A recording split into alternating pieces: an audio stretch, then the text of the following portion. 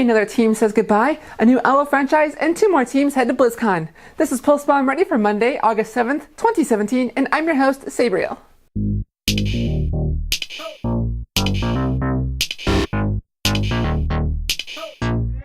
A quick programming note before I get started. In the coming month, there will be 2 super lo-fi episodes as I will be traveling. If you see me at either Gen Con or Dragon Con, stop by and say hello. I may even have some swag for you. Sources for ESPN have said that former StarCraft 2 player Huck will head up team operations for the Boston Overwatch League franchise. In the Overwatch world, Huck has done both commentary and analysis and was also the general manager for Toronto Esports. As of this recording, word on the street is that Envious is moving away from Charlotte and heading to Dallas to represent the Austin-Dallas area in the Overwatch League. Envious is currently one of the top teams in the Americas, taking first place in almost every tournament they've been in. This dominance led them to being invited to the Korean Apex League twice, where they made it to second group stage in Season 2 and reached the playoffs in Season 3, coming in 4th. The lineup for Apex Season 4 was revealed this week, which includes 11 teams returning from last season and 5 teams joining from Challengers, these sort of contenders of Apex. New faces this time around are LW Red, GC Busan, NC Foxes, Rox Orcas, and Meta Bellum. Out of the new teams, I think BC Busan and LW Red are the most promising, but I really can't count anyone out just yet. In player and team news, as I was editing last week's show, thank you very much guys, Hammers Esports released its Overwatch roster. In the announcement, they thanked the players and mentioned that they are going to be watching the Overwatch scene as it develops, a line we've heard countless times before. The timing of the move allowed the players to become free agents in time for the Overwatch League signing period to begin.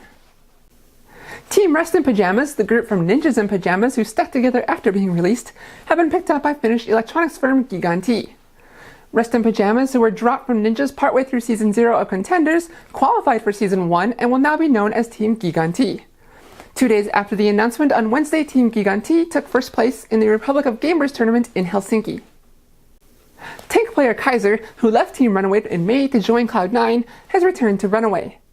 Kaiser, who had previously not played esports until he discovered he was good at Overwatch, became known when RunAway took second place in Apex Season 2, but left because of monetary concerns. If money was still a concern, in those few months of Cloud9 they took third place in Overwatch Takeover and failed to qualify for Contender Season 1 after being invited in Season 0, which that means adds up to very few earnings outside of contracts. In news that makes me so happy to hear, Korean team Rox Orcas has signed tank player Geguri. As I just mentioned, Rox Orcas are heading to Apex, where she will be the first woman to partake in that tournament.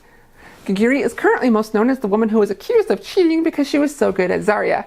She was proven innocent by both Korean gaming site Invin and Blizzard. Around that same time period last year, both Taimu and Surefour were also accused of hacking, to which Blizzard said, "Some players are just really good at first-person shooters." The third group stage event for the World Cup took place this weekend in Katowice, and it was a weekend of blowouts, as out of 14 games played, 12 went 4-0, or 3-0 in the qualifiers. The most exciting matchup wasn't even in the qualifiers, but in the map that would decide who would face South Korea in the qualifiers, between Canada and Russia. Going 2-2 and needing a tiebreaker, a few things were evident in the Canada and Russia series. In dive versus dive comps, Russia was able to do some serious damage, but Canada had it made when they realized that Russia had no adaptability and could not counter a pharmacy duo. Just like me. Between Canada's agilities on Genji, Mangachu's Pharah, and a lack of hitscan for Russia, the best the Russians could do was tread water and use map choices that favored dive over anything else. Unfortunately for them, the tiebreaker round was on Oasis, and Mangachu was able to rain justice from above. The OT bar ticking away. He wants Forsaken again. He's got to get him. There he he goes. did. Gets him again. Clutch from Mangachu takes down both supports. That res is never going to be used by Russia this round. There just isn't an angel of mercy here. Bad The time reload, a little bit dicey. Oh, that's rough. There's another barrage coming in. Well, Pulse Bomb included. That was a bad time for Winston. Why didn't Russia have a proper hitscan hero? Well, they actually had to use a sub because their 76-player Unfixed was unable to get to the event due to visa troubles. Had he been playing, it's very possible that there would have been a very different outcome. In the qualifiers, Canada faced off against the Netherlands, and Russia and South Korea had a rematch of the 2016 World Cup Finals. On King's Row and about to take the payload, Netherlands saw nothing but red and white as Canada's agilities went wild, getting a team kill with his violence, speed, and momentum. Coming forward, and Crusade is ejected from his back, and Agility's down, scoped in with a Dragon Blade. Found one, found two, you better believe played. Canada are at risk of losing that point, and Agilities goes wild. It's 5 kills for the man. And the Netherlands are seeing red and white.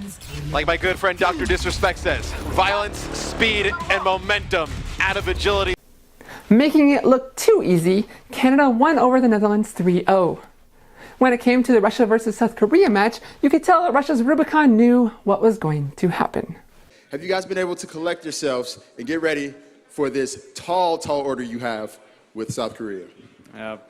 We're trying to come up with something on a go, but we'll see how it goes. All right. No, I understand where you're coming from. The dread in Rubicon's voice was a preview to what was about to happen. It was a total sweep as South Korea toyed with them on all 3 maps, ending with this victory on Volskaya. There's attack Kaiser though, as the pressure from the Tracer comes in. Oh, you can't hide from Zunba. Oh no.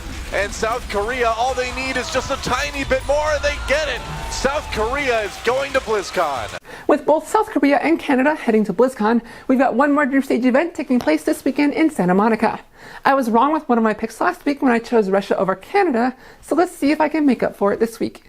For Group G, I say it'll be USA, but honestly a big unknown for me is Chinese Taipei, and I can't wait to see what they can do. In Group H, it's a tough one between the UK and Germany, but I think Germany will come out ahead. That's all for Pulse Bomb Ready this week. I'm Sabriel, and you can follow me on Twitter at Sabriality, and don't forget to subscribe to the show and follow it at PBR_show.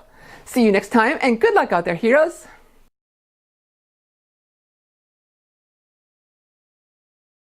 Red Room.